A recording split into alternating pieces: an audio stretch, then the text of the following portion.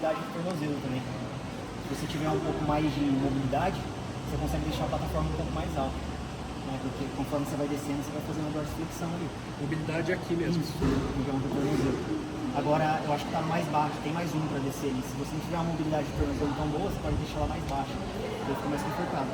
Ô, Henrique, qual a diferença desse equipamento aí pro agachamento livre, por exemplo, assim, em termos de ativação? Cara, normalmente a gente consegue trabalhar um pouco mais do quadríceps aqui em relação ao agachamento. O agachamento ele distribui um pouco mais entre quadríceps e glúteo, né?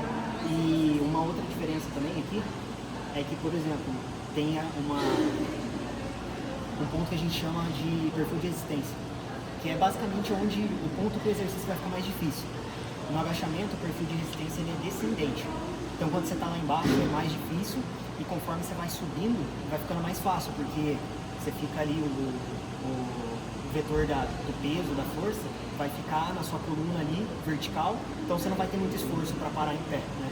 Então, conforme você vai subindo no agachamento, vai ficando mais fácil, lá embaixo é mais difícil. Aqui é o contrário, o perfil de resistência. Ele é ascendente, porque o peso, né? Você vai colocar o peso na máquina, e conforme você vai subindo, ela vai afastando mais do eixo. Então, lá em cima, onde é o ponto mais difícil, mais fácil no agachamento normal, aqui é o mais difícil. Então, lá embaixo, também onde normalmente a galera sente desconforto no joelho, ela alivia um pouco, e conforme você vai subindo, vai ficando mais pesado. A diferença é basicamente essa. O cara tem que saber muita física para poder entender, né? E aí, assim, isso né? que eu não tô nem levando em consideração, por exemplo,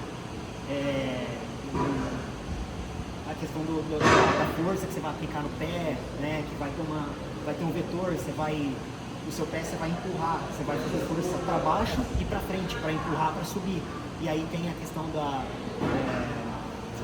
força de reação do solo, que aí você vai estar empurrando, querendo fazer força para frente, o solo devolve uma força para trás, aí tem um vetor resultante para ver em que articulação você vai ter um vetor, né, um pouco maior para o exercício, então você tem muita coisa. Tem muita máquina que é difícil de se analisar por conta disso, assim, sabe? A galera tem umas análises meio simplistas, assim, aqui você faz desse jeito, você pega mais glúteo e aqui você pega mais quadríceps. Pô, biomecânica é uma parada que... Você vê os vídeos do tipo lá, né? Sim. Tipo, você tem que analisar o tanto de coisa que você analisa pra ver qual que é o esforço maior pra cada... Aquele cara é fera, né, pô? Sério. Mas aqui, cara, você vai ver, você vai fazer, é claro, mano, que a hora que você tá fazendo, você sente muito mais a coxa do que o glúteo.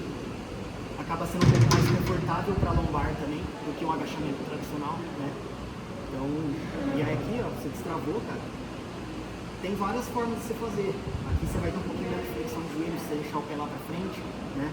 Em teoria, você tem menos flexão de joelho, você alonga menos o quadríceps, ele trabalha um pouco menos. Você tá aqui mais para baixo, você vai ter mais flexão de joelho. Então, em teoria, o quadríceps trabalha um pouquinho mais também. Mas isso é uma análise simplista, né? Não é só isso que você analisa, como eu disse, a questão dos vetores, a força de reação. Então, aqui, ó, conforme você vai descendo, ó, o tanto que o meu joelho funciona. Pô, aqui, muito quadríceps. Se você deixar o pé mais lá para frente, ó, o tanto que o meu quadríceps funciona e o meu joelho bem menos.